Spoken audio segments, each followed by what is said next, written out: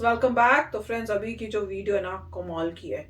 ऐसे लग रहा है कि पाकिस्तान टीम के ऊपर केस ही हो गया है, बांग्लादेश ने कर दिया ऐसा लगता है। टाइटल पढ़ती हूँ। टाइटल है, पूरे पाकिस्तानी क्रिकेट टीम पर बांग्लादेश कोर्ट में केस दर्ज। चलो देखें ये क्या कमाल है, और केस किस बात पे, क्या बोला उनको, क्या केस किया, अब होगा क्या। तो वीडियो शुरू करते हैं। वीडियो शुरू करने से पहले अगर आप चैनल पर नए हो और आपने अभी तक सब्सक्राइब नहीं किया तो जल्दी से पहले सब्सक्राइब के बटन और बेल आइकन को क्लिक कर लो, ताकि आपको हमारे सारे न्यू वीडियोस के नोटिफिकेशन मिल जाए जैसे हम अपलोड करें। अगर आपको वीडियो पसंद आता है प्लीज लाइक एंड शेयर। चलिए शुरू करते हैं। शुरू क्या करते हैं, मैं तो ये सोच रही हूँ यार, ये तो पहली बार ही हिस्ट्री में सुन रही हूँ कि किसी क्रिकेट टीम के ये मतलब जो भी है इन्फोर्सेबल नहीं होता।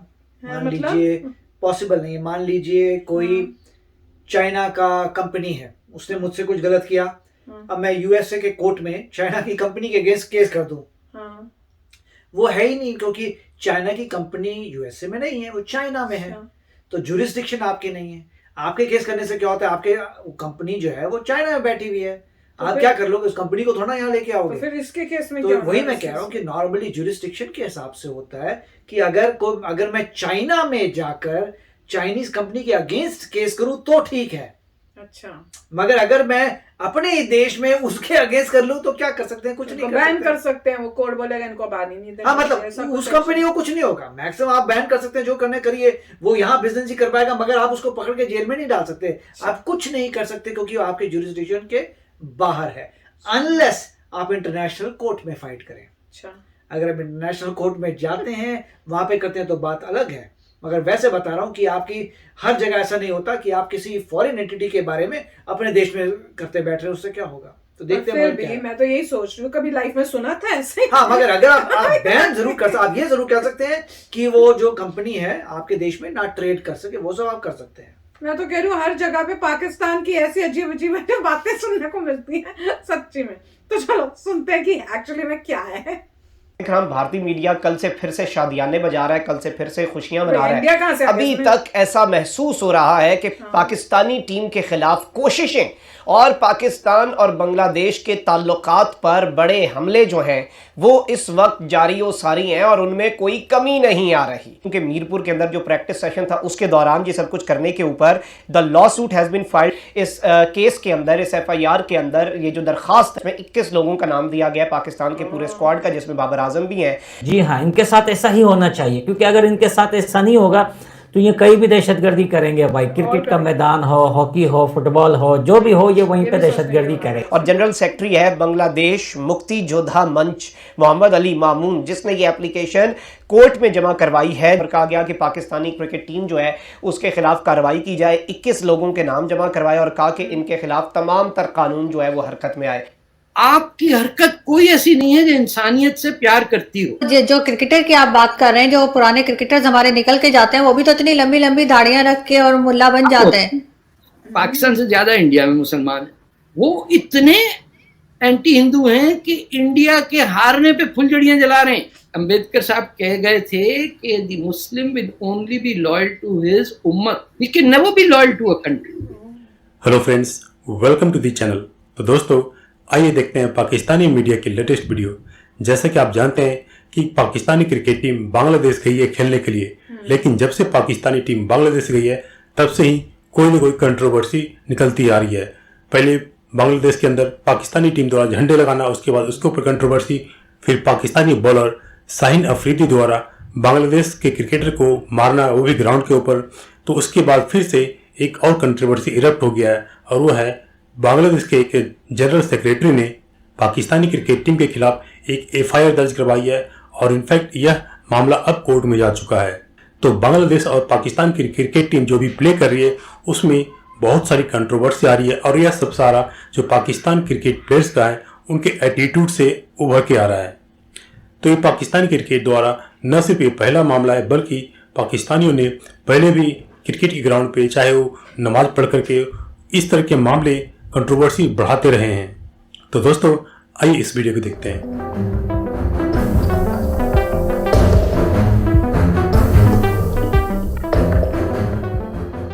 नाज़रीन इकराम, एक जानिब पाकिस्तानी क्रिकेट टीम का कामयाब तरीन दौरा बांग्लादेश जारी और सारी है, लेकिन इस सारे के सारे मामले में, इस सारे के सारे माजरे में अभी तक ऐसा महसूस हो रहा है कि पाकिस्तानी टीम के खिलाफ साजिशें, पाकिस्तानी टीम के खिलाफ कोशिशें और पाकिस्तान और बांग्लादेश के ताल्लुकात पर बड़े हमले जो हैं वो इस वक्त जारी व सारी हैं और उनमें कोई कमी नहीं आ रही।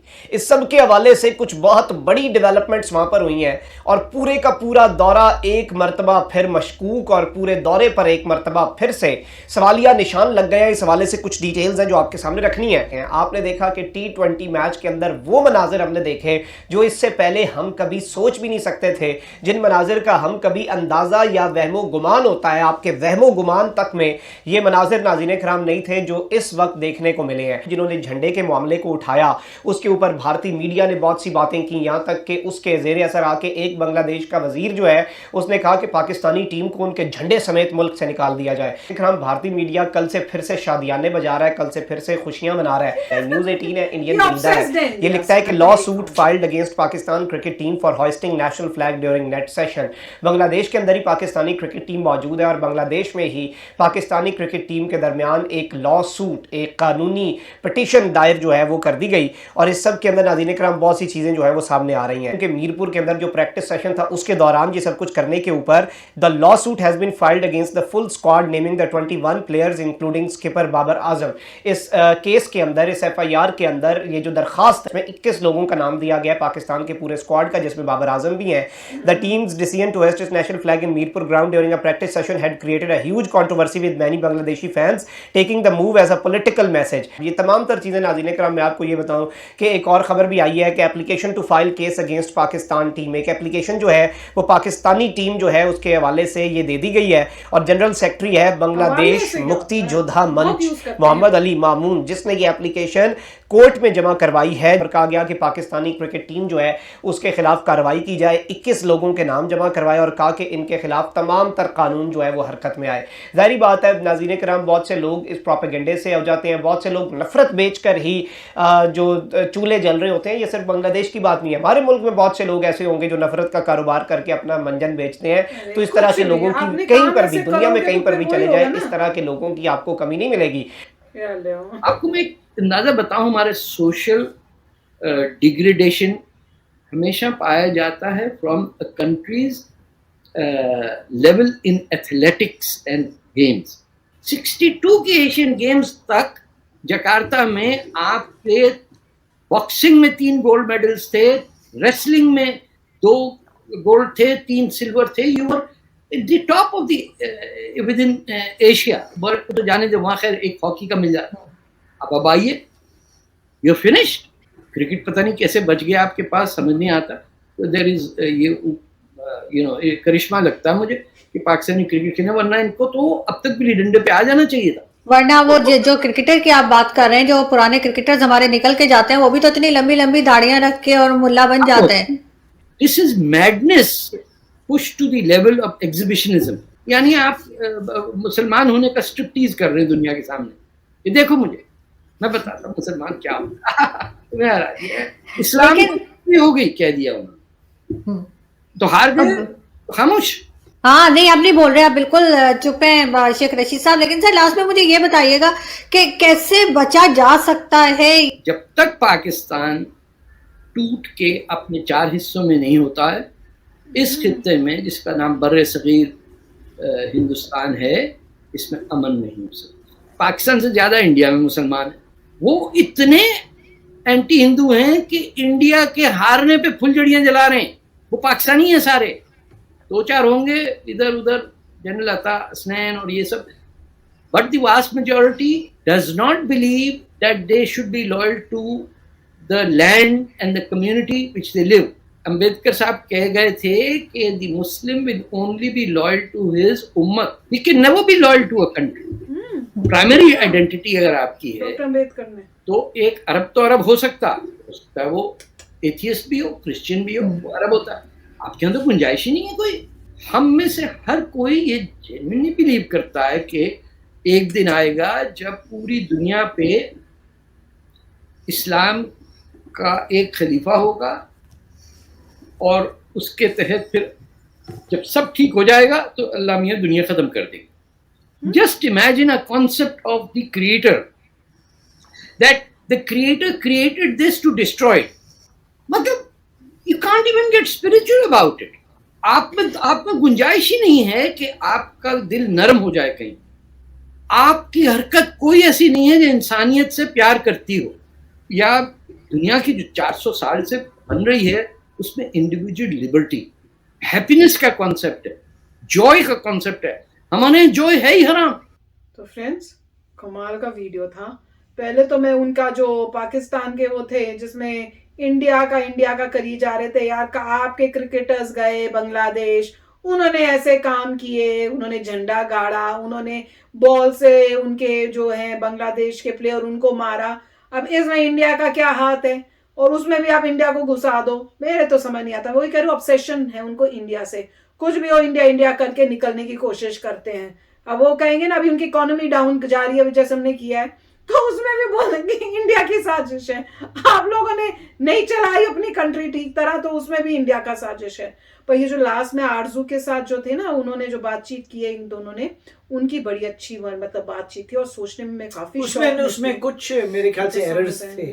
वो कह रहे डॉक्टर अम्बेडकर ने भी ये कहा, मिस्टर अम्बेडकर ने जो भी डॉक्टर अम्बेडकर कहा वो बात अलग है, मगर जो वो कह रहे थे तो घबरा गई सुन के.